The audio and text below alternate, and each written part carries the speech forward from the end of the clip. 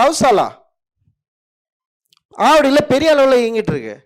அதுக்குன்னு ஒரு அமைச்சகத்தை உருவாக்கி மிக மிக சீரியஸாக வந்து அது வந்து பயங்கர ஸ்ட்ராங்காக பண்ணிட்டு இருக்கிறாங்க. அப்போ இதை பற்றி கேள்வி கேட்டேன்னு வச்சிங்களேன், அப்போ வந்து நம்ம யாரு அப்படின்னு ஒரு கேள்வி கேட்போம். இப்போ ஒரு கேள்வியை நம்ம கேட்குறோன்னா அந்த கேள்விக்கு நீ பதில் சொல்லணும். இப்போ நான் கேள்வி கேட்குறேன், மற்ற எந்த ஆட்சியிலும் இல்லாமல் இந்த ஆட்சியில் மத ரீதியான நம்பிக்கைகள் அதிகமாக வளர்த்திருக்கப்பட்டிருக்கிறது அப்படின்னு ஒரு கேள்வி நான் வைக்கிறேன். இந்த கேள்விக்கு நீங்கள் பதில் சொல்லணும் அப்படின்னு நான் விரும்புகிறேன்னு வச்சுக்கேன். உடனே என்ன பண்ணுவாங்கன்னா, இந்த கேள்விக்கு நேரடியான பதில் வரவே வராது. இதற்கு ஒரு பொய்யை உருவாக்குவாங்க. இதுக்கு ஒரு பொய்யை உருவாக்கி நான் கேள்வி கேட்டவன் என்னையே தப்புன்னு சொல்லுவாங்க. இவன் தப்பு, தப்பான மனநிலையில் பேசுகிறான், இங்கே இருக்கிற ஒரு அரசை குற்றஞ்சாட்டுவதுக்கு தான் இவர்களோட வேலை. அப்புறம் வந்து இங்கே இருக்கிற வந்து இந்த அரசை, இங்கே இருக்கிற வந்து இந்த கூட்டணியை, இங்கே இருக்கிற வந்து சமூக நீதி அமைப்பில் நாங்கள் வந்து ஒரு குந்தகம் செய்வதற்கு நாங்கள் விரும்புகிறோம் அப்படின்னு சொல்லிட்டு ஒரு பொய்யான மதிப்பீடை கருத்தை உருவாக்குவதற்கு இவர்கள் தொடர்ந்து முயற்சிப்பார்கள். ஆனால் நேர்மையாக உங்களால் பதில் சொல்ல முடியுமா அப்படின்றது தான் என்னுடைய கேள்வியாக இருக்குது. ஏன்னா இங்கே அப்படி நடக்கவே இல்லை.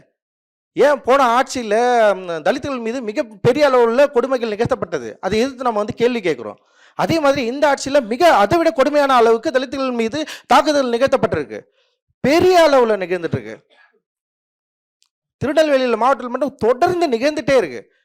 புல்லட்டில் ஓட்டின அந்த பையன் வந்து கத்தி வெட்டப்பட்டப்போ உடனே வந்து அதுக்கு ஒரு மாற்று கதையாடல் சொல்லப்படுது.